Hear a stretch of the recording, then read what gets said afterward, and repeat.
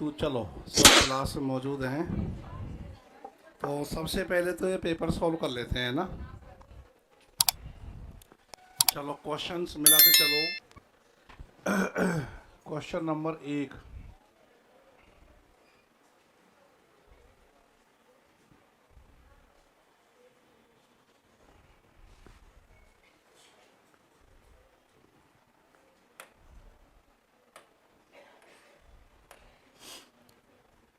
ऋते ज्ञानात उन्नय मुक्ति। तो बस सही है, ज्ञान के बिना कोई मुक्ति नहीं है। ये तो बड़ा चर्चित कथन है शंकराचार्य का। ये तो आप लोगों ने आइडिया भी लगाया होगा कि ज्ञानात उन्नय मुक्ति, तो ज्ञान शब्द ही काफ़ी है ना।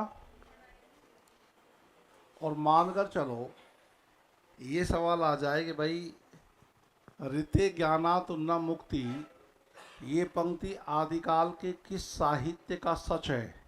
और फिर आ जाए सिद्ध साहित्य, जैन साहित्य, नाथ साहित्य, रासो साहित्य, तो ये पंक्ति किसके नज़दीक चली जाएगी? नाथ साहित्य के, है ना। क्योंकि शंकराचार्य और गोरखनाथ, तो गोरखनाथ को भी तो कहते हैं आदिकाल का शंकराचार्य। ज्ञान पक्ष को लेकर चले वो भी। हाँ हाँ, सुप्रभात बंसीलाल, सुप्रभात। हाँ, निर्गुण एवं सगुण भक्ति में प्राप्त समानता नहीं है। मतलब दोनों प्रकार की भक्ति में कौन सा तत्व ऐसा है जो समान नहीं है? कई तत्व समान होते हैं। गुरु की महिमा आपको दोनों जगह मिलेगी। प्रेम भाव की बात तो क्या निर्गुण, क्या सगुण, क्या राम मार्गी, क्या कृष्ण मार्गी, क्या सूफी, सबने की है ना। नाम स्मरण पर बल भी सबने दिया है भाई। सगुण भक्त भी देते हैं, निर्गुण भक्त भी देते हैं। नाम स्मरण की बात सबने की है। लेकिन अवतारवाद में विश्वास, है ना। अवतारवाद में विश्वास निर्गुण थोड़ी करेगा, सगुण तो करेगा। निर्गुण अवतारी भगवान विश्वास करेगा क्या? नहीं करेगा। ये उत्तर निकला है सबका, है। हाँ, यदि ये नहीं निकला है तो इसका मतलब संत साहित्य पढ़ना बेकार हुआ। अच्छा, एक बात जरूर है, नामदेव तो ऐसे संत है जो पहले सगुण थे और बाद में निर्गुण हुए। इसलिए नामदेव के प्रारंभिक पद आप देखोगे जो ब्रजभाषा के अधिक समीप मिलेंगे आपको। उन्होंने तो भगवान विष्णु जी के और नरसिंह सभी रूपों में विश्वास व्यक्त किया है। राम जी के सगुण रूप में, कृष्ण जी के सगुण रूप में, है ना। प्रधान रूप से विष्णु जी की उपासना करते थे, बाद में वो निर्गुण बने हैं। तो मुझे ठीक से वाक्य याद नहीं आ रहा, पर किसी गंभीर परीक्षा का सवाल था कि वो कौन से संत है जो भगवान विष्णु के नर रूप और ये सभी अवतारों में विश्वास करते हुए निर्गुण विचारधारा तक गए। तो उसका उत्तर नामदेव ही होगा। भक्ति आंदोलन को पराजित मनोवृत्ति का परिणाम, पराजित मनोवृत्ति का परिणाम और मुस्लिम राज्य की प्रतिष्ठा की प्रतिक्रिया किस विद्वान ने माना है? तो रामचंद्र शुक्ल ने। हताश निराश जाति से जोड़कर देख लो, इस्लाम के भारतीय आगमन की प्रतिक्रिया से जोड़ लो, भारतवासियों की राजनीतिक पराजय का परिणाम मान लो। इन सभी की चर्चा रामचंद्र शुक्ल करते हैं। भक्ति आंदोलन को ईसाई धर्म, देखो ईसाई में ई दोनों ई बड़े आएंगे। जब आप लिखोगे इकाई, तो इकाई तो जब आप लिखोगे तो दूसरा वाला ई का ई, यहाँ जोर पड़ रहा है तो एक ही मात्रा आएगी। लेकिन ईसाई में दोनों ही आएंगी। भक्ति आंदोलन को ईसाई धर्म की देन किसने नहीं माना? मैक्स वेबर मानता है, विलियसन मानता है, ग्रियर्सन, लेकिन आबिद हुसैन तो मुस्लिम विचारधारा का समर्थन करेगा। इस्लाम के एकेश्वरवाद से जोड़ करके भक्ति आंदोलन को देखते हैं। ये अभंग के नाम से किसकी रचनाएं प्रसिद्ध हैं? नामदेव की प्रसिद्ध हैं। 5 में 2। कर्नाटक में पुरंदर दास द्वारा चलाए गए आंदोलन का नाम है दासकूट आंदोलन। पंढरपुर का संबंध किस राज्य से है? महाराष्ट्र। तो 6 में 3 है, 7 में 1 है। अच्छे से चेक करो, आराम से। ये चेक करना भी एक कला होती है, इसमें गड़बड़ी नहीं। यदि कोई विद्यार्थी गोलों को सही से चेक नहीं कर रहा, ये इस बात का प्रमाण है कि वह कक्ष में, परीक्षा हॉल में कई सारे गोले गलत भर के आ रहा है। ये तय है, क्योंकि जो उसका आईक्यू नहीं बन रहा ना गोले से, तो यदि वो गोला गलत चेक कर रहा है तो गोला वहाँ भी गलत भर रहा है। ये फैक्ट है। इसलिए इन गोलों को यदि तुम गलत कर रहे हो तो यहाँ तो तुमने गलत कर दिया, कोई दिक्कत नहीं है। किसी बच्चे का एक दो क्वेश्चन खा गए, वो बच्चा आकर के अपना करेक्शन भी करवा लिया, पर समझ लेना वो अपने लिए कब्र खोद रहा है परीक्षा में, क्योंकि वो वहाँ गलत करके आएगा और वहाँ सिर्फ उसी का नुकसान होगा। इसलिए गोलों को बहुत ढंग से चेक करो आप। तो पंढरपुर का संबंध किस राज्य से है? महाराष्ट्र से है। वारकरी संप्रदाय के संस्थापक कौन है? देखो एक तो इसमें मिस्टेक क्या हो गई, दो दो जगह तुकाराम तुकाराम आ गया। अब असल में यदि ये सवाल इस रूप में आ भी गया तो ये सवाल फिर डिलीट हो जाएगा। कैसे हो जाएगा? क्योंकि संस्थापकों में तो तीनों के नाम आते हैं। पुंडरीकाक्ष का नाम तो सबसे एक नंबर पे आएगा, फिर दो नंबर पे क्या बताया मैंने आपको? तुकाराम, और तुकाराम के बाद मैंने क्या बताया? नामदेव। पर आजकल तो छात्र कोर्ट कचहरी में ऐसे सवालों को खींच ले जाते हैं। तो मुकम्मल सवाल जब बनेगा, चलो तुकाराम की जगह तो कोई भी नाम यहाँ आ सकता है। ये तो खैर प्रेस की मिस्टेक हुई है, तो इसमें चलो मान लो हमने रामदास लिख दिया, अभी भी ये गलत है, क्योंकि नामदेव के संग तुकाराम को रखना उचित नहीं है। तो यदि वह पुंडरीकाक्ष को पूछेगा तो विकल्प में केवल पुंडरीकाक्ष ही होगा, तुकाराम और नामदेव नहीं होंगे। वो नामदेव को जानना चाहेगा तो तुकाराम और पुंडरीकाक्ष को गायब करेगा। कई सारे सवालों के उत्तर एक ही होते हैं। जैसे याद करो, एक अलंकारों का बड़ा फेमस सवाल है कि अंबर पनघट में डुबो रही तारा घटूसा नागरी। अब उसमें मानवीकरण भी है और उसमें सांग रूपक, रूपक भी अलंकार हो गया। तो जब आरपीएससी को रूपक पूछना होता है तो मानवीकरण को गायब कर देता है, और जब मानवीकरण पूछना होता है तो विकल्प में वो रूपक नहीं देता। तो वैसी बात यहाँ भी है। तो आपको इसका उत्तर करना चाहिए तुकाराम। लेकिन अब तुकाराम तो दो में आ गया, एक में भी आ गया, चार में भी आ गया। तो इस सवाल को तुम गिनो ही मत, इसको चेक मत करो, छोड़ दो, सही गलत से परे कर दो इसको। आप इस सवाल को गिनो ही मत, आप रहने दो इसको, है ना। क्योंकि अब तुकाराम एक में भी है, चार में भी है, फिर नामदेव भी इसमें आ गया, तो ये तो अच्छी तरीके से गलत हो गया। और धरकरी नहीं है, ये भी त्रुटि है, ये धारकरी है। धारकरी संप्रदाय के प्रवर्तक कौन माने जाते हैं? रामदास। इसका उत्तर करो एक, क्योंकि ऐसे त्रुटि को तो तुम भी समझते हो कि चार पांच सवालों में तो परीक्षा में त्रुटि आ जाती है। आप समझ जाओ धरकरी आ रहा है, पर धरकरी कुछ नहीं है, धारकरी है ना भैया। एक सवाल को हमने हटा दिया है, इसको काउंट नहीं करेंगे। Question number 8। और वारकरी संप्रदाय में किसकी उपासना की जाती है? ये भी मामला गड़बड़ी हुआ है क्या? अरे लेकिन वारकरी संप्रदाय तो इसमें राम की भी उपासना मिलती है, कृष्ण की मिलती है। वारकरी संप्रदाय में किसकी उपासना मिलती है? तो गड़बड़ सवाल आ गया भाई। धारकरी संप्रदाय तो आपने लिखा था कि राम जी की उपासना मिलती है, तो ये तो 10 का तो उत्तर सीधे सीधे क्या हो गया? वो 11 का तो उत्तर सीधे सीधे क्या हो गया? 2। क्लियर? अब सुनो मेरी बात सुनो। अब हमने कैसे याद किया कि वारकरी और धारकरी दो संप्रदाय हैं। क्लियर? जिसमें हमने कहा भाई वारकरी तो विष्णु जी के संदर्भ में जुड़ा हुआ है, था ना, यही बात हुई थी ना। और जो धारकरी है वो राम जी से जुड़े हुए हैं। अब मानकर चलो, आप लॉजिकली बात करो 10वें क्वेश्चन में कि वारकरी संप्रदाय में किसकी उपासना की जाती है, तो राम तो आप इसलिए नहीं करोगे क्योंकि राम जी तो फिक्स है। धारकरी संप्रदाय और रामदास वाला जिसने किताब लिखी दासबोध, जो शिवाजी का आध्यात्मिक गुरु है, और विष्णु के रूप से शिव जी का और दुर्गा का संबंध नहीं है। तो आपको लॉजिकली इसका उत्तर निकालना चाहिए कृष्ण, क्योंकि यहाँ विष्णु का नाम तो है ही नहीं।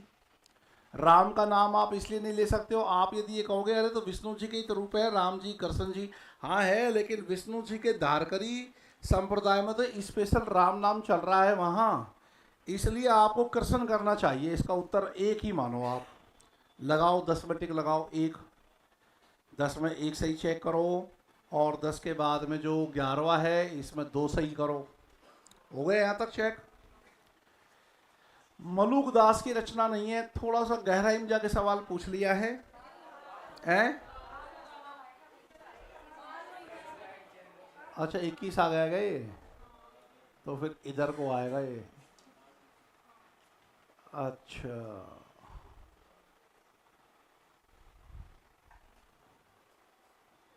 ये रहा 12वां सवाल, सुमिलित कर दो। तो ये तो आसान सवाल है।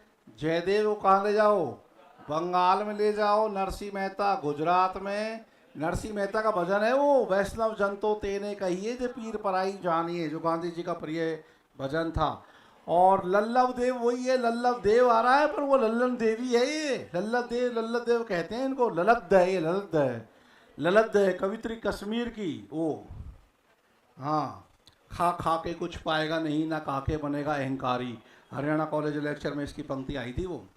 और शंकर देव है ये असम में है।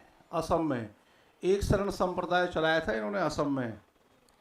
तो शंकर देव आ गया एक असम में। अब लगाओ कौन सा आया? तीसरा सही कर लो फिर। गांधी जी के प्रिय भजन वैष्णव जन तो तेने कहिए, नरसिंह मेहता। और एक रचनातन के नाम से लिखी गई है, नरसिंह मेहता की हुंडी। मीराबाई ने लिखी है नरसिंह मेहता की हुंडी। हुंडी हुंडी होता है एक प्रकार से आधुनिक चेक, चेक कह सकते हो आप इसको, विनिमय पत्र। दास बोध के रचनाकार कौन है? रामदास हैं। 14 का उत्तर 1। बंगाल से संबंधित संत नहीं है, लल्लदेव, क्योंकि ये कश्मीर से संबंधित है। लल्लद है। चंडीदास उड़ीसा का है, लेकिन चंडीदास का बंगाल उड़ीसा दोनों ही कार्य क्षेत्र रहा है। तो चलो मान लेते हैं कि आपने कहा चंडीदास उड़ीसा का है, लेकिन ये बंगाल का लल्लदेव भी है क्या? कहाँ बंगाल? बंगाल उड़ीसा तो चलो फिर भी नज़दीक नज़दीक चीज़ हो गई। ये तो कहाँ कश्मीर है, कहाँ बंगाल है। वैसे चंडीदास को बंगाल और उड़ीसा दोनों से जोड़कर देखा जाता है। वो तो इनका अंतर जब होता है जब जयदेव को बंगाल भेज दो और उनको उड़ीसा भेज दो, चंडीदास को। आप वैसे दूरी भी तो काउंट कर सकते हो ना कि यार कहाँ बंगाल है और कहाँ कश्मीर है। बंगाल और उड़ीसा तो कोई ज़्यादा दूर नहीं है चीज़ें। तमिलनाडु में भक्ति आंदोलन चलाने का श्रेय किसको है? तो तमिलनाडु में तो अक्का महादेवी। कर्नाटक और तमिलनाडु, कन्नड़ कवित्री है। तो कर्नाटक और तमिलनाडु में भक्ति आंदोलन को इन्होंने नेतृत्व दिया। एक शरण संप्रदाय ये है शंकर देव का। ये शायद नहीं लिखाया था हमने आपको, है ना? पर फिर भी नहीं लिखाया तो क्या है, कॉमन सेंस को कहाँ घर लेके जाओगे क्या? कॉमन सेंस आपका है, नामदेव तो हो नहीं सकता। इन पर डिस्कशन हुआ था, रामदास पे हुआ, ज्ञानेश्वर हुआ, बच गया शंकर देव, तो शंकर देव करो। संत काव्य का प्रवर्तक किसे माना जाएगा? नामदेव को। और नामदेव के गुरु का नाम क्या है? विशोबा खेचर। अब इसके प्रत्येक सवाल तथ्यात्मक है, ऐसा तो एक भी सवाल नहीं है जिसमें दिमाग लगाना पड़ रहा हो। और अब अगला पेपर ऐसा पूछूंगा जिसमें एक भी तथ्यात्मक सवाल नहीं होगा, जिसमें माइंड अप्लाई करना पड़ेगा आपको, ठीक है ना? ये तो तथ्यात्मक है। आचार्य शुक्ल ने बताओ कबीरदास का जीवन क्या माना? वही बाबू श्याम सुंदर दास ने माना है। 1398 से 1518 की 120 साल की उम्र जिए हैं ये। 20 में 1। अगला देखो क्वेश्चन नंबर 21। मलुक दास की रचना नहीं है, सब है, सब है। पर तुमने ब्रज लीला लिखी है कि ब्रज चरित्र लिखी है? हैं? आधा चरित्र बोल रहा है, आधा लीला बोल रहा है। लिखा तो एक ही होगा। ब्रज चरित्र किसने लिखा है? मैंने ये जरूर कहा होगा भाई ध्रुव चरित्र रचना है, ब्रज लीला है। तो ब्रज लीला है, असल में ब्रज चरित्र नहीं है। अलखवाणी नहीं लिखाई, गुरु प्रताप नहीं लिखाई, तो कोई बात नहीं। अब तुम्हारे सामने आ गया ना? हाँ है। देखो भाई, मैं तो एक बात कह रहा हूं, चाहे मैंने आपको इनकी 2 रचनाएं ये ना लिखाई हूं, इम्पोर्टेंट भी नहीं है, अच्छा भी किया नहीं लिखाया तो अच्छा किया। तो अब ये सवाल क्यों पूछा आपने? हमारी नेगेटिव मार्किंग करने के लिए आरपीएससी पीछे पड़ी हुई है, आप भी पीछे पड़ गए क्या? मैं तो ये कह रहा हूं मैंने क्या नहीं लिखाया वो इम्पोर्टेंट नहीं है। जो लिखाया वो तुड़ा मुड़ा याद है कि नहीं है, ये इंपॉर्टेंट है। इसलिए आपने लिखा है ब्रज लीला और यहां आ रहा है डंके की चोट पर ब्रज चरित्र, आपके लिए इतना ही काफी है। करे यार गुरुजी ने ब्रज लीला लिखाया है तो ब्रज चरित्र आ गया है क्या? अच्छा, गुरु प्रताप लिखाया ही नहीं, अलखवाणी लिखाया ही नहीं। अच्छा, तो फिर आप ये सोच के बैठे हुए हैं कि जो भी संतों की रचनाएं हमने लिखी है, ये रचनाएं सब पूरी पूरी लिखी हैं। अरे 10वां हिस्सा लिखा है। इन संतों ने जितना लिखाया है उसका 10% आपको लिखाया है, 90% तो मैंने साइड में कर दिया उसको, नहीं दिमाग का बोझा बन जाएगा और हिंदी साहित्य के इतिहास गायब और संत साहित्य में दब जाओगे आप। वो तो वेरी इंपॉर्टेंट पहलू लिखा है आपको। तो तुम सोच सकते हो यार गुरुजी ने नहीं लिखाया, लेकिन गुरुजी के अलावा पूरा ब्रह्मांड पड़ा हुआ है, क्या पता ये रचनाएं हो सकती हैं, लेकिन ब्रज लीला लिखाया है गुरुजी ने, चरित्र तो नहीं लिखाया। चरित्र तो ध्रुव का लिखाया है, इतना काफी था। अंधभक्तों है, बड़ा मजा आया उल्लू बनाया। उल्लू, अब देखो उल्लू से मुझे याद आया, आलोक पर्व एक बहुत ही प्रसिद्ध निबंध है और मैं आप लोगों को चाहे तो पीडीएफ भेज दूंगा टेलीग्राम ग्रुप पर। आप मेरे कहने से दिवाली के दिन, या दिवाली के दिन तो आप बहुत बिजी रहोगे, दिवाली से एक दिन पहले छोटी दिवाली को उस निबंध को पढ़ना। आलोक पर्व, आलोक पर्व तो हमारा दीपावली का ही होता है। हजारी प्रसाद द्विवेदी का प्रसिद्ध निबंध भी है और प्रसिद्ध निबंध संग्रह भी है। हजारी प्रसाद द्विवेदी को साहित्य अकादमी सम्मान उसी पर मिला है, किसी भी उपन्यास पर नहीं मिला है। आलोक पर्व पर उनको साहित्य अकादमी सम्मान मिला है। किसको? हजारी प्रसाद द्विवेदी को। तो हजारी प्रसाद द्विवेदी ने उसमें लिखा है, अमावस्या की रात्रि में हजार हजार प्रदीपों को प्रयत्न पूर्वक जलाकर हम लक्ष्मी जी के उलूक वाहनी रूप की नहीं, गरुड़ वाहनी रूप की उपासना करते हैं। हजारी प्रसाद द्विवेदी का कथन कितना अच्छा है। लक्ष्मी जी के 2 वाहन हैं, कौन कौन से? उल्लू और है, अरे गरुड़। अभी मैंने कहा ना, हम दीपावली के दिन लक्ष्मी के उलूक वाहनी रूप का नहीं, गरुड़ वाहनी रूप की उपासना करते हैं। अब गरुड़ और उल्लू दोनों लक्ष्मी जी के वाहन हैं, मतलब एक यामा और एक स्कूटर, लक्ष्मी जी के दोनों वाहन हैं। एक दिन दोनों वाहनों में लड़ाई हो गई, तो गरुड़ ने औकात दिखा दी उल्लू की, क्या है तू, क्या है? गरुड़ के रूप की पूजा हर जगह होती है, आज दीपावली है, आज मेरी पूजा देख सर्वत्र हो रही है, तू कौन पूछता है तेरे को? तो उल्लू को बुरा लगा, भाई उल्लू की भी तो सवारी लक्ष्मी जी करती है ना, ये तो पढ़ा ही होगा आप लोगों ने। ये बहुत बड़ी लड़ाई थी उल्लू की गरुड़ की। उल्लू नाराज हो गया। लक्ष्मी जी ने पूछा, रे मेरे उल्लू तू काहे परेशान हो रहा है? उल्लू ने कहा, कुछ नहीं है मैया, सब जगह तुम्हारी तुम्हारी पूजा हो रही है, तुम्हारे संग संग गरुड़ की हो रही है, मैं तो बेकार वाहन बना फिर रहा हूँ, मेरी कभी सर्विस नहीं होती है। हाँ, टाइम टाइम पे वाहन की सर्विस होती है ना, कि मैं तो भाई मुझसे बात मत करो, ना गरुड़ से बात करूँ और ना मैं जो है लक्ष्मी जी आपसे बात करूँ। भाई उल्लू का भी देखो नाराज होना स्वाभाविक था। तुमको एक घटना मिल जाएगी पुराणों में सब जगह लिखी हुई, और तुमको ऐसे लगता है ना तो तुम गूगल सर्च करके देख लेना और एक सवाल पूछ लेना। लक्ष्मी जी ने कहा, रे मेरा प्यारा तू तो मेरा बहुत दुलारा है, चल मैं तुझे आज से आशीर्वाद देती हूँ कि मेरी पूजा से 10 दिन पहले पूरा संसार तेरी पूजा करेगा। आज के दिन उल्लू की पूजा होती है, तो जिसकी भी आज पूजा होती है ना, समझ लेना उसमें उल्लू का रूप है। अब तुम देख लो, अब तुम यकीन नहीं मान रहे हो ना, तुमको लग रहा है कि गुरुजी मजाक के मूड में है। अब रुको, अभी गूगल तो सबको सही मानेगा ना। सुनना, ई रहा गूगल, ई गूगल खोला, करवा चौथ के दिन किसकी पूजा होती है?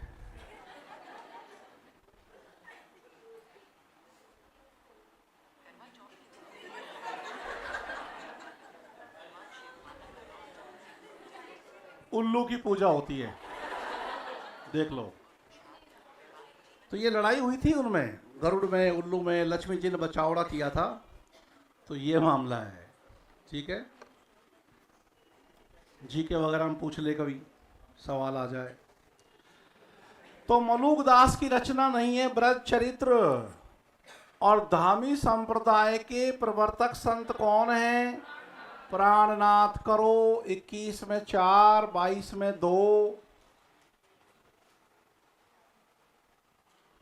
अब देखो, मैं उस पर कोई कमेंट नहीं करूंगा। पूजा, वो तुम्हारा व्यक्तिगत मामला है। पूजा कह रही है कि घरवाली ही उल्लू बनाती है व्रत के नाम पर। ये तो घरवाली जाने भाई, देख इस मामले में अपन जो है अपना वहाँ इंटरफेयर अपना, तो ये तो मेरे को ये इससे याद आ गया, इसलिए मैंने बता दिया आपको। अपन को साहित्य की जानकारी होनी भी चाहिए, सब देवी देवताओं के, है ना। रचनाकार का कौन सा युग्म असंगत है? तो अब देख लो, अब विनय मालिका साफ दिख रहा है प्राणनाथ की रचना नहीं है, ये तो दयाबाई की रचना है। विनय मालिका जिसमें मीराबाई के विस्पान का साक्ष्य मिलता है। तो करो 23 में 4। आदि ग्रंथ में कबीरदास के कितने पद मिलते हैं? 471, 24 में 1। और रैदास का तो बराबर आता है परीक्षा में सवाल, रैदास के कितने पद मिलते हैं? 40।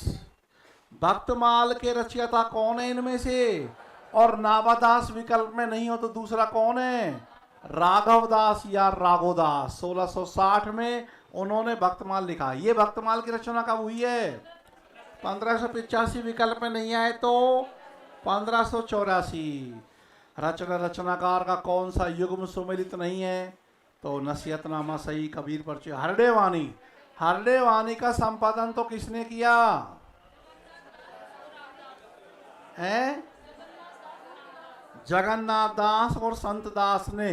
अब आप तो ये भी कह लो कि अंगवधु दादू दयाल की कहाँ है भाई? अंगवधु भी दादू दयाल की कहाँ है? आप ये भी तो कह सकते हो, क्योंकि विवेच्य तो दादू दयाल ही है ना।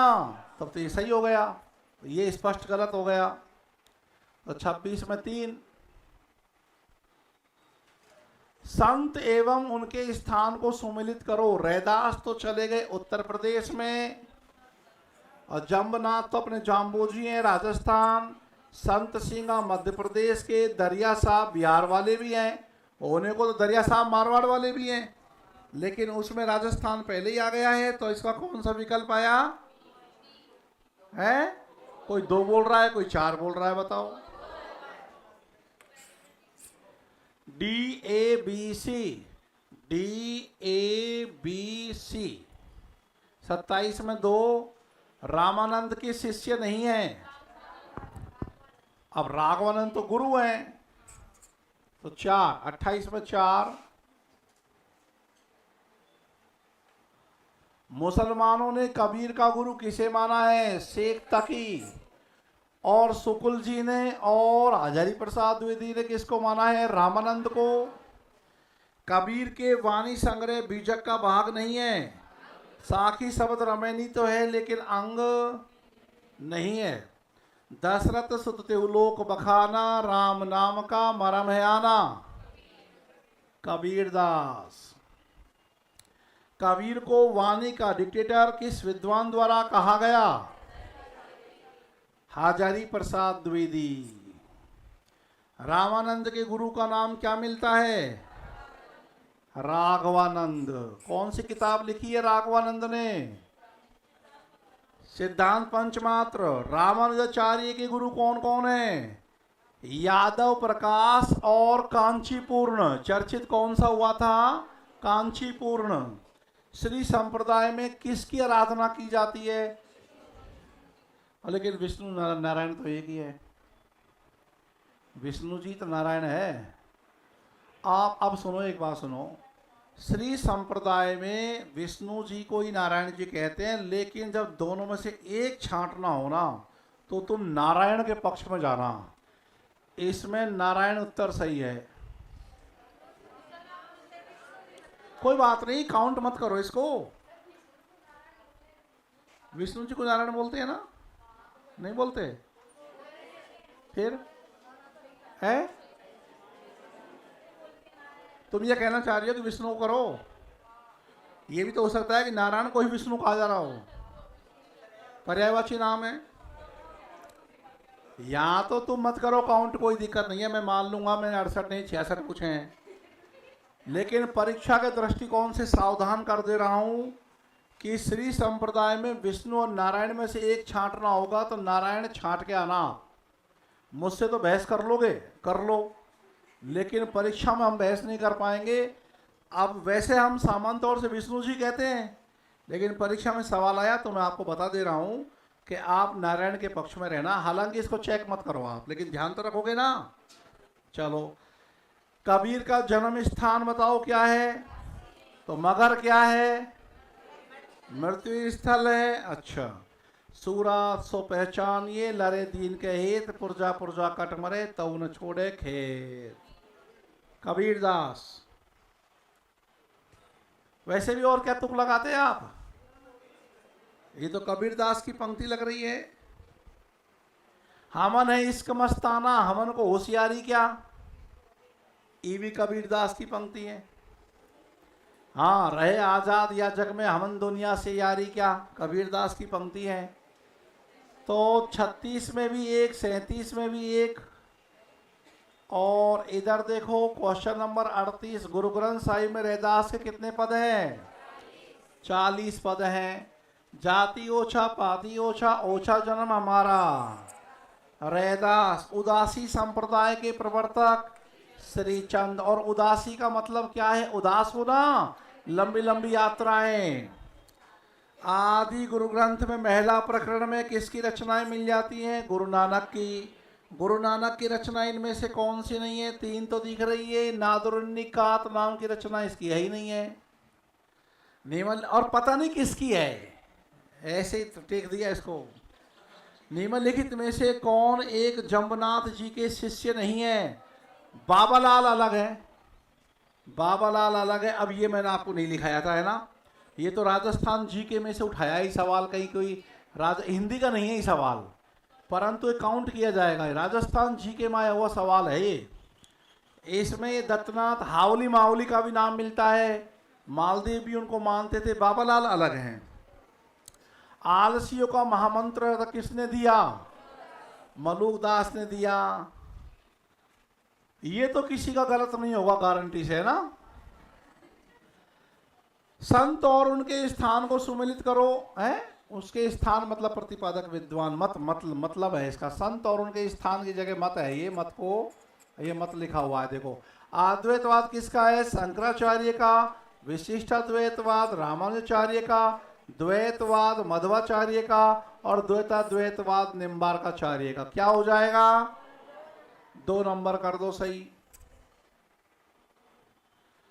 और देखो, ये सवाल अब खूब आ रहा है परीक्षा में दमदार तरीके से। अभी सेकंड ग्रेड में भी आया था ये सवाल। आगे चलो साहब, 45 के बाद में इधर 46 नंबर पे आ जाओ। कबीर की मृत्यु के उपरांत तो उसके उत्तराधिकारी कौन बने? ये बने धर्मदास। कमाल ने तो मना कर दिया कि मेरे पिता तो इन चीजों का विरोध करते थे, तभी तो कहते थे कि उपजा पूत कमाल, बूढ़ा वंश कबीर का उपजा पूत कमाल। और धर्मदास ने कहाँ की गद्दी संभाली थी? मध्य प्रांत छत्तीसगढ़ की। तो कबीर दास के बाद कबीर पंथ की छत्तीसगढ़ी शाखा के प्रवर्तक कौन है? ऐसे भी आ सकता है, तो भी धर्मदास। और काशी में नेतृत्व तो किसने दिया? सूरत गोपाल ने दिया। बिल्कुल सही याद है आपको। और एक नाम आया था जन गोपाल, दादू दयाल की जीवनी वाला। निम्नलिखित में से कौन सा एक सिद्धांत नानक और कबीर में साम्यता नहीं रखता? मूर्ति पूजा का विरोध, हाँ, हुआ। एकेश्वरवाद हुआ है। हिंदू मुस्लिम में अभिन्नता। कुंडलिनी जागरण, इस पर कबीर दास का ही मुख्य फोकस रहा, नानक देव का नहीं। कुंडलिनी जागरण। बाकी तो देखो, एकेश्वरवाद की बात तो सभी करेंगे, मूर्ति पूजा का विरोध भी संत करते ही हैं। हिंदू मुस्लिम में अभिन्नता का मतलब ये है कि भाई कोई भेद नहीं है, लड़ो मत आपस में, सब मनुष्य मात्र हैं। अब जब तुम दिवाली की छुट्टी बनाने जाओगे ना, तो मैं तुमको बढ़िया बढ़िया से नोट्स खोज के टॉप क्वालिटी के तैयार रखूँगा। और जैसे ही तुम आओगे उस ऊपर लिखूँगा टास्क बुक। हे, ये बढ़िया चीज़ सुन ली मैंने, ऐसे कोई कोई और कोचिंग में से कोई जानकारी मिला टास्क बुक, तो कहने में यार तुमको 1 सप्ताह का टास्क दिया जा रहा है ना, मेहनत करो तुम, अब मैं तुम्हारे लिए सब कुछ करूँगा, तुम मेहनत करो, तुम कहीं किसी कोचिंग पर डिपेंड ही मत रहो। मैं तो सोच रहा हूँ कि फर्स्ट पेपर में भी जो मेरे को अच्छा लगता है ना, क्यों ऐसा थोड़ी है, मैंने भी तो RS के इंटरव्यू दिए, तुम मेरे को हिंदी का मास्टर मत मानो, मैंने तो तहसीलदार की नौकरी छोड़ रखी है। हाँ 3 बार तो मेरा सिलेक्शन हुआ नहीं, हर बार प्री पास होती है, मेरा मेंस तो ऐसे ही पास हो जाता है चलता फिरता ही। पर इंटरव्यू में क्या है कि वो अंग्रेजी पेपर आता था ना 100 नंबर का, उसमें कभी तो 8 नंबर आ रहे हैं, कभी 7 नंबर आ रहे हैं, एक बार हाईएस्ट नंबर आए 10। हाँ तो वो स्कोर मेरा क्या है थोड़ा सा डाउन चल जाता है, तो वो था मामला। तो हमारी घरवाली के 35 नंबर आ गए थे तो उसका सिलेक्शन तो हो गया, पर लास्ट वाली में मैंने जोर लगाया कि वो अंग्रेजी पे कितना ही हो, तो उसमें ITS मिल गया। उसमें क्वालिफाइंग का सिस्टम नहीं होता, मेंस में तुम्हारे 33 नंबर आना ही चाहिए। और आपकी देखो आपकी कट ऑफ तो 26% ही गई है। हाँ अब इस कट ऑफ को देख के तुम्हारा मन नहीं कर रहा छोड़े ऐसा मास्टरी मोस्टरी RS बने, अब 26% नंबर तो घर का एक कोने में बैठ के पढ़ेंगे तब भी आ जाएगा। खैर, तो पेपर फर्स्ट की दृष्टिकोण से भी जो अच्छा मटेरियल हाथ लगता है ना, फोटोकॉपी कराई और भाई इन चीज़ों को पढ़ो, सेल्फ स्टडी की आदत डालो आप लोग। बस एक दिक्कत आती है कि मैटर क्या हो प्रमाणिक, बाकी सेल्फ स्टडी जितनी करोगे ना वो उतना अपने लिए बेस्ट रहता है। तो मलुक दास की जीवनी, मलुक परिचय, तो मलुक का भांजा सुथरा सुमेलित करें। अब ज्ञान बोध कहाँ है, ज्ञान बोध किसकी है इनमें से, ज्ञान बोध मलुक दास। और ज्ञान समुद्र किसकी थी, सुंदरदास की। कुलजम स्वरूप प्राणनाथ, स्वामी प्राणनाथ, क्या नाम है देख लो। और चेतावनी गरम अपना आप इसकी रह गई, काहे के रखी मलुकदास की, चेतावनी गरम लीना आया है ना, वो तो उससे रह जाएगी जो उससे कोई नहीं हुआ, धरणीदास। अब बताओ कौन सा सही हो गया, तो 1 नंबर चेक कर दो, 49 में 1 सुमेलित करो, तो बाबरी पंथ की तो बाबरी, और रुद्र संप्रदाय के प्रवर्तक विष्णु स्वामी, हालांकि इसका भी उल्लेख आया नहीं है लेकिन है जिक्र, हाँ लिखा दिया था एक दिन। और मैंने ये भी कहा था कि रुद्र संप्रदाय का जो विष्णु स्वामी है ना, तो बहुत लोग ये मानते हैं कि विष्णु स्वामी वल्लभाचार्य के गुरु हैं, कुछ लोग तो ये कहते हैं कि वल्लभाचार्य ही विष्णु स्वामी है। लेकिन रुद्र संप्रदाय की दार्शनिक मान्यताओं का पूरा पूरा प्रभाव आपको कौन से वाद पर मिलेगा, शुद्धाद्वैतवाद, क्योंकि शुद्धाद्वैतवाद किसका है, वल्लभाचार्य का, और वल्लभाचार्य से कनेक्शन इसका जोड़ते ही हैं। और रुद्र संप्रदाय के प्रवर्तक विष्णु स्वामी को नरसिंह अवतार भी कहते हैं। अच्छा, सनक संप्रदाय को कहाँ ले जाएं, तो ब्रह्म संप्रदाय हो गया मध्वाचार्य का, और सनक संप्रदाय हो गया निम्बार्का का। अब सनक संप्रदाय के और भी नाम है, हंस संप्रदाय या श्री हंस संप्रदाय या निम्बार्क संप्रदाय, है ना। और ब्रह्म संप्रदाय और परम ब्रह्म संप्रदाय, परम ब्रह्म संप्रदाय दादू दयाल का है, जिसको निरपेक्ष संप्रदाय या निपक्ष संप्रदाय भी कहते हैं। अब इनमें कौन सा आ गया 50 में, 1 नंबर।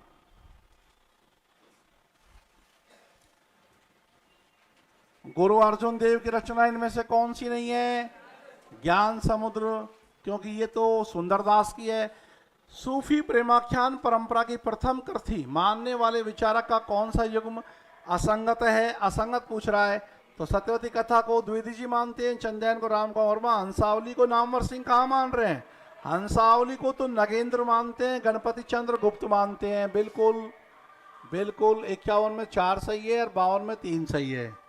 मृगावती को तो शुक्ल जी मानते हैं, तो 52 में कर दो 3। रचना रचनाकार का कौन सा युग्म असंगत है, एक काम करना, अभी लोग आप मेरे को याद दिलाना, अभी इस टेस्ट के बाद में इस पे डिस्कस करूंगा माधुनल काम कंदला पर, ठीक है। चंदायन, मुल्ला दाऊद, मृगावती, ईश्वरदास, लखन सेन, पदावती कथा, दामोदर कवि, तो क्या निकला फिर है, तो मृगावती ईश्वरदास की नहीं है, ईश्वरदास की तो सत्यवती कथा है। तो 53 में 3। निम्नलिखित संत कवियों को क्रम से लगाओ। सबसे पहले तो रामानंद है, फिर मैंने आपको ये कहा है कि कबीर से पहले आप रैदास को लगा देना, पर ऐसा कोई विकल्प बन नहीं रहा है, तो हमारा निकटवर्ती उत्तर क्या हो जाएगा? 1 नंबर हो जाएगा। तो कबीर और रैदास का जन्म एक ही वर्ष है, 1398, तो उस दृष्टिकोण से तो हम कबीर को पहले लगा देते हैं, रैदास को बाद में लगा देते हैं। लेकिन डॉक्टर बच्चन सिंह ने रैदास को 10 साल बड़ा बताया है कि 1388 में जन्म हुआ है रैदास का, तो क्रम के हिसाब से रैदास पहले लगाएंगे, कबीर बाद में लगाएंगे। पर ऐसा इसमें कोई विकल्प और है ही नहीं भाई, रामानंद तो इनके गुरु हैं तो सबसे पहले आ रहे हैं, है ना। रामानंद के भी जन्म को लेकर भारी मतभेद है, इसका अलग अलग समय माना गया है।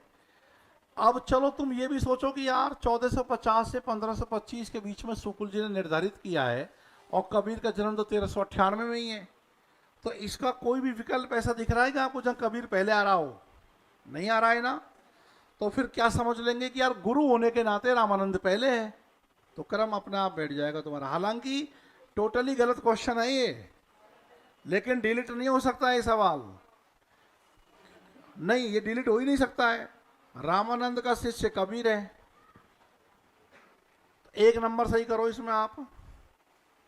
और सिर्फ एक बात ध्यान रखना कि कबीर और रैदास में से पहले लगाना हो तो पहले तुम रैदास को लगाना। 4 ही आते हैं ना, इसमें तो 5 आ गए। सबबंगी किसने लिखी है? रज्जब ने। कबीर की भाषा के संबंध में कौन सा युग्म असंगत है? सदुकड़ी, शुक्ल, पंचमिल, खिचड़ी, सुंदरदास। भाषा का डिक्टेटर हजारी प्रसाद द्विवेदी। ये ब्रजभाषा में स्थित खड़ी बोली धर्मपुरी का ये कहा है ही नहीं। 56 में 4 संत काव्य की विशेषता नहीं है। 1 प्रबंध काव्यों का सृजन, अपवाद के रूप में प्रबंध कहीं मिल जाए तो अलग बात है, नहीं तो मुक्तक शैली को इन्होंने अपनाया है। बाकी नारी के प्रति सम्मान ही मानना है, ये मतलब नारी के विरोधी नहीं है संत लोग। और लोक संग्रह की भावना, अच्छा देखो लोक संग्रह की भावना है, लोक संग्रह की भावना तो लोक मंगल है। एक शब्द है विधि और लोक धर्म, समझना इसको, विधि और लोक धर्म।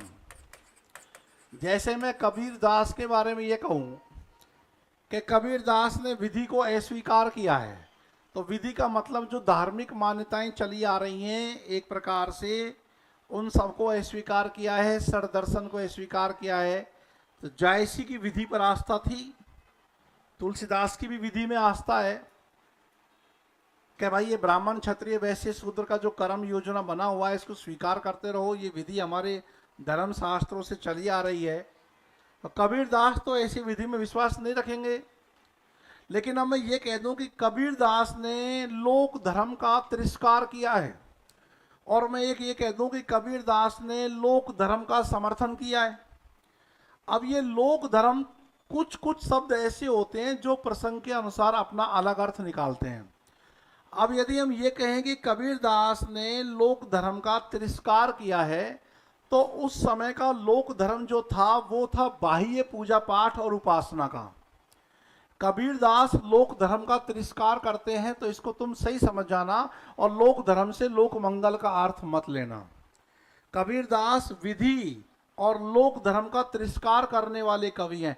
इसका मतलब बाह्य उपासना, कर्मकांड, पूजा पाठ, तीर्थ यात्रा का विरोध करने वाले हैं, इसका अर्थ ये निकला है।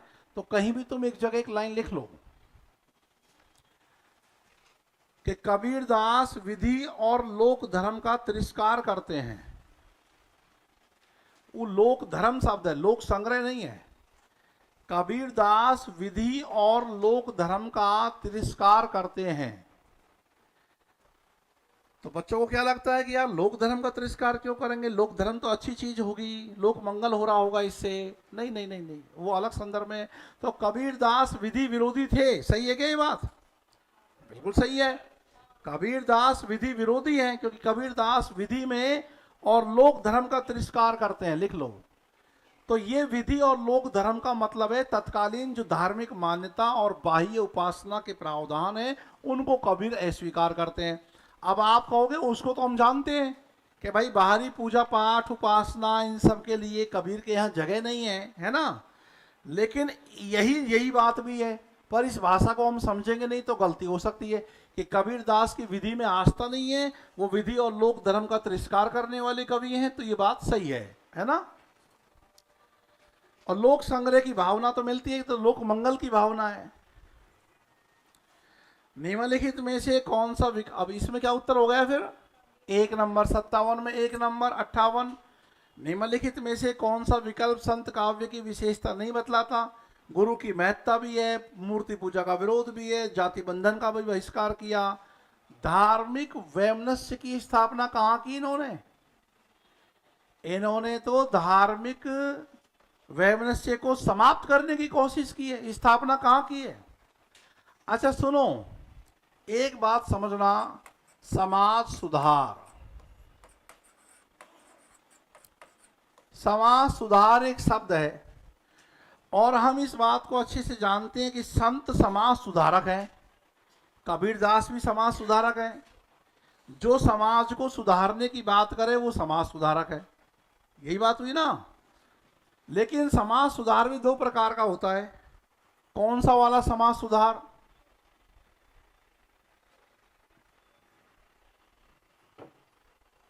तो मुझे बताओ, ये तो तुमने कुंजियों में, गाइडों में, पासबुकों में सब जगह पढ़ रखा है कि कबीरदास समाज सुधारक थे, स्पष्ट करें। बीए की क्लास से सवाल का जवाब देते आ रहे हैं। अब मैं आपसे पूछता हूं कि कबीरदास के समय में सती प्रथा का भारी प्रचलन था। क्या कबीरदास सती प्रथा के खिलाफ कहीं बोले हैं? बल्कि उनके बहुत सारे दोहे में तो स्वयं ही सती हो जाने का उल्लेख मिलता है। सती प्रथा का इन्होंने विरोध नहीं किया, तो ये कैसे समाज सुधारक हुए? दूसरी बात, उस समय बहुत बड़ी मात्रा में बाल विवाह हुआ करते थे। जो छोटी छोटी बच्चियां विधवा हो जाया करती थी, विधवाओं के दोबारा ब्याह करने का जो एक आधुनिक नियम है, उस पर भी ये कोई संत नहीं बोले। तो फिर कौन सा समाज सुधार? तो ध्यान देना, बाल विवाह का विरोध, बहु विवाह का विरोध, विधवा विवाह का समर्थन, सती प्रथा का विरोध या पर्दा प्रथा का विरोध, ये मध्यकालीन समाज सुधार के मूल्य नहीं थे, ये आधुनिक समाज सुधार के मूल्य हैं। इनको भारतेंदु हरिश्चंद्र लेकर आए, और इसलिए लेकर आए कि अंग्रेज लोग ये कहते थे कि तुम असभ्य हो, तुम्हें तो अपनी सामाजिक कुरीतियों से मुक्ति नहीं है, तुम असभ्य हो, तो हम सभ्य जातियों को तुम पर शासन करने का अधिकार है। तो पुनर्जागरण के समय में ये शब्द उठाए गए। लेकिन समाज सुधार जब हम इनको कहते हैं कि ये भक्ति काल के समाज सुधारक हैं, तो समाज सुधारक के नाम पे इन्होंने मुख्य तो मेलजोल की शिक्षा दी कि विभिन्न संप्रदाय और जातियों के लोग मिलजुल कर रहो, मिलजुल के रहोगे तो अस्पृश्यता को मिटना पड़ेगा। तो छुआछूत मत करो, अस्पृश्यता बेकार की चीज है, विभिन्न संप्रदाय के लोग मिलजुल कर रहो, यही तक इनका समाज सुधार था। समाज सुधार की चेतना बहुत व्यापक नहीं कही जा सकती है। तो आधुनिक वैज्ञानिक चेतना के साथ जो समाज सुधार की बात है, वह तो आधुनिक काल की विशेषता है, मध्यकाल की विशेषता नहीं है। खैर, तो समाज सुधार के किन पहलुओं की चर्चा ये मध्यकाल के संत नहीं करते, ये समझ में आ गया आपको? मैंने पहले भी जिक्र किया था उस चीज का। तो धार्मिक वैमनस्य का तो इन्होंने विरोध किया। भाई असली तो इनका सुधार यही था कि उस समय सबसे बड़ी समस्या थी हिंदू मुसलमान मारकाट समस्या। हालांकि वो समस्या आज तक भी पूरी तरह समाप्त नहीं हुई है, पर उनमें एक सामाजिक समरसता स्थापित हो जाए, ये चाहते थे ये। तो 58 में 4 आ जाएगा। उसके बाद ये 59 है। मैथिल कोकिल के नाम से कौन से कवि विख्यात हैं? विद्यापति। बोल ये हैं, सवाल ऐसे आने चाहिए। तो ऐसे आने चाहिए, तो फिर विद्वान व्यक्ति की छटनी कैसे होगी? इनको तो सभी कर देंगे सही। विद्यापति को श्रृंगार रस का सिद्ध वाक कवि किसने कहा? हजारी प्रसाद द्विवेदी ने कहा। विद्यापति को शुद्ध श्रृंगारी कवि किस आलोचक ने कहा है? हरप्रसाद शास्त्री ने कहा इनमें से, तो भाई रामचंद्र शुक्ल ने कहा, राम कुमार वर्मा ने कहा, रामविलास शर्मा नहीं, राम कुमार वर्मा ने कहा, डॉक्टर बच्चन सिंह ने कहा, हरप्रसाद शास्त्री ने कहा, ऐसे राम वृक्ष बेनीपुरी ने कहा। तीन तो राम ही हो गए, राम कुमार, रामचंद्र, राम वृक्ष। प्रच्छन्न बौद्ध शंकराचार्य को कहा जाता है। क्यों कर दो डिलीट? एक काम करो ना, पूरे क्वेश्चन को डिलीट कर देता हूं, जो जो तुम्हारे सही है उनको रख लेते हैं, बाकी डिलीट कर देते हैं। इससे क्या मतलब है? देखो सुनो, अध्यापक ने क्या पढ़ाया क्या नहीं पढ़ाया, इससे आरपीएससी को कोई मतलब नहीं है? उनको तो सर्वोत्तम चीज चाहिए भाई। तो भाई मेरी बात सुनो, मैंने नहीं पढ़ाया तो कोई बात नहीं, तुम लॉजिक लगा सकते थे, लॉजिक नहीं लगा हमारा। डिलीट सवाल जब होता है, एक बात बताओ, तुम्हारी बात मानकर मैं इसको डिलीट कर दूं तो फिर नहीं सुनो, मैं कर दूं, फिर आरपीएससी जो आउट ऑफ सिलेबस पूछती है 2-3 जो तुम्हारे सिलेबस में नहीं होते हैं टॉपिक, क्या तुम जाकर के ये उठाते हो सवाल कि इसको डिलीट कर दो, हमारा पढ़ा हुआ नहीं है? डिलीट करने का आधार ये होता है कि मिस्टेक है, क्या प्रेस मिस्टेक है, विकल्प मिस्टेक है, तब डिलीट होगा। क्लियर? हाँ, तो इसका उत्तर करो। चेक 62 में 1। सिद्ध साहित्य की प्रवृत्ति नहीं है, लेकिन सुनो, तुमने कहा कि इसको डिलीट कर दो, है ना? ये तुमने बहुत अच्छा कहा। इससे साबित होता है कि एक सवाल भी तुम्हारा गलत जाता है तो तुम्हें दर्द होता है, और दर्द होना चाहिए, एक भयानक दर्द होना चाहिए। जिसको दर्द ही नहीं हो रहा है, कोई बात नहीं, गलत गलत गया, वो गड़बड़ है, वो खतरनाक है, दर्द होना चाहिए। सही बात है ये। हाँ, सिद्ध साहित्य की प्रवृत्ति नहीं है। अब बताओ, वेदों के प्रति असम्मान का भाव तो मिलता ही है, वेदों में का कोई विश्वास नहीं है। साधना में गुह्याचार का मतलब हो गया रहस्यवादी भाव, तो वो भी बिल्कुल सही है। वैदिक देवताओं में तो इनकी अनास्था ही रही है, हालांकि क्षेत्रीय लोकपाल देवताओं में तो इनकी आस्था रही है। और मोक्ष की संकल्पना पर, मोक्ष नहीं चाहिए इनको, ये तो तंत्र मंत्र दिखा करके जीवन जगत पर चमत्कार के द्वारा सिद्धि प्राप्त कर लेना, बस यही थी। मोक्ष निर्वाण में इनका कोई विश्वास नहीं है। तो 63 में 4, ये तो किया होगा आपने, या कहीं फंस गए हो 3 में या 2 में, 1 में फंस गए हो? नहीं। वैसे भी सुनो, एक चीज है, सिद्ध तो बौद्धों से ही तो आए हैं, बौद्ध सिद्ध तो है ही। अब बौद्ध तो ना तो वेदों में सम्मान व्यक्त करेगा, ना ही वैदिक देवताओं को मानेगा। हाँ, एक अंतर बौद्धों से सिद्धों का ये हो जाता है कि बौद्ध तो निर्वाण चाहते हैं, जैसे जैन चाहेगा केवल्य। देखो, समानार्थी शब्द है मुक्ति के। हिंदू धर्म जिसे मोक्ष कहता है, जैन धर्म उसे कैवल्य कहता है, और बौद्ध धर्म उसे निर्वाण कहता है ना? तो बौद्ध धर्म में तो सबको निर्वाण चाहिए, लेकिन सिद्धों को नहीं चाहिए। मतलब बौद्ध धर्म के घिसे पिटे टुकड़े थे ये सिद्ध। बौद्ध धर्म का विकृत रूप, तुमको कथन याद है क्या? कालांतर में बौद्ध धर्म से उत्पन्न विकृतियों ने सिद्ध साहित्य की पृष्ठभूमि तैयार की। राम कुमार वर्मा, ग्रेड फर्स्ट में आया था सवाल। इस पंथ का प्रचार राजपुताने और पंजाब की ओर ही अधिक रहा। शुक्ल का संकेत किस तरफ है? अब देखना, जरा चेक करना किसी का गलत जा रहा है क्या? ये सबका सही है ना? अब जिसका उसका सही नहीं होगा, जिसने लेट ज्वाइनिंग की होगी। अब यहाँ जो लेट आ रहा है बेचारा, उसे क्या पता शुक्ल जी क्या क्या कह रहे हैं।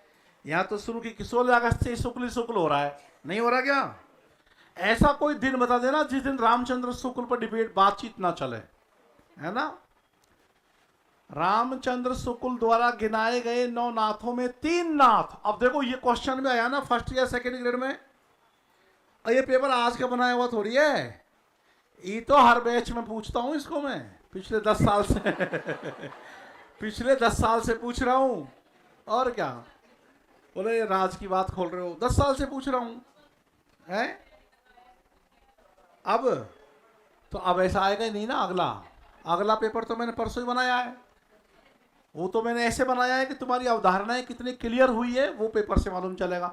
ये तो केवल तथ्यों की जानकारी दे रहे हो आप, इसको बोलते हैं तथ्यों की पकड़। समझ नहीं काम कर रहा है इसमें तो तुम्हारे तथ्य जो याद रट रखा है, ये तो रटंत पद्धति का पेपर है। एक होता है चीजों को समझना। अब चलो ये देखो, इनमें से 3 नाम गिनाओ आप तो मेरे को। तो नागार्जुन नाथ, चरपटनाथ, जलंधर नाथ। अब है ना, कुछ कुछ लोग तो गोरक्षपा को और घसीट लेते हैं कि गोरक्षपा भी हुआ है और गोरखनाथ भी हुआ है, लेकिन शुक्ल जी ने तो ये 3 नाम गिनाए हैं, तो 3 ही नाम आएंगे, है ना। सिद्धों की भाषा किसके निकट की भाषा रही है? अब सही तो बात यह है कि मैंने तो आपको ये लिखाया है कि सिद्धों की भाषा हो चाहे जैनों की भाषा हो, वह अर्धमागधी अपभ्रंश से प्रभावित है ना। नेट की परीक्षा में भी कई बार आया उत्तर अर्धमागधी अपभ्रंश से प्रभावित। अब अर्धमागधी विकल्प में नहीं है तो मागधी बच गया, तो मागधी तो है। और वैसे भी मागधी अपभ्रंश से निकली है आपकी बिहारी, बांग्ला, उड़िया, असमिया। और आपको तो पता ही है कि सिद्धों की तो एक बोली ऐसी है, बिहारी प्राचीन मगही के बहुत निकट है। याद करो, मैंने सिद्धों की भाषा से जुड़े हुए तुम्हें कुछ इंपॉर्टेंट तथ्य बताए कि सिद्धों की भाषा को आलो आंधारी का नाम हरप्रसाद शास्त्री ने दिया। सिद्धों की भाषा पर अर्धमागधी अपभ्रंश का प्रभाव है। सिद्धों की भाषा बिहारी हिंदी है, प्राचीन मगही के बहुत समीप मानी गई है ना। मगही क्या है? बिहारी उपभाषा से निकली बोली है। और बिहारी कहाँ अपभ्रंश से निकली है? मागधी अपभ्रंश से निकली है। और सिद्धों की भाषा को संध्या भाषा किसने कहा है? मुनि दत्त और अद्वै वज्र ने कहा है ना। इसका उत्तर हो गया निकटवर्ती उत्तर 1। यदि अर्धमागधी अपभ्रंश होता तो हम पहले वो करते। देह जैसा तीर्थ न मैंने देखा है न सुना है सरेपा। और गोरखनाथ की रचनाओं में अभिव्यक्ति नहीं हुई है। और नाड़ी साधना का मतलब तो कुंडलिनी जागरण वगैरह तो वो तो मिल जाएगा। वैराग्य भी है, कुंडलिनी जागरण भी है, नाड़ी साधना भी उसी को कहते हैं। इंगला पिंगला नाड़ी ये सब। और काया साधना नहीं है, काया साधना तो सिद्धों की है। अच्छा, 68 में से 2 सवाल मैंने आपको चेक करने से मना किया है, तो 66 मान लो। अब 66 में से मरासा मरा तुम 60 कर दो। 60 तो करना मांगता है ना अपन तो,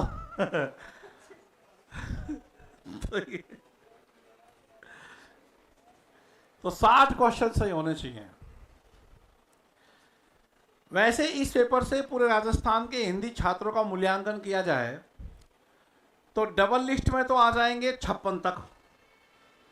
जो इसका 56 क्वेश्चन सही करेगा ना, वो तो डबल लिस्ट में नाम आ जाएगा यदि इसी पेपर से बच्चों का मूल्यांकन कर दे तो। और अंतिम चयन होगा इसमें 62 पर, अंतिम चयन 62-63 पर होगा।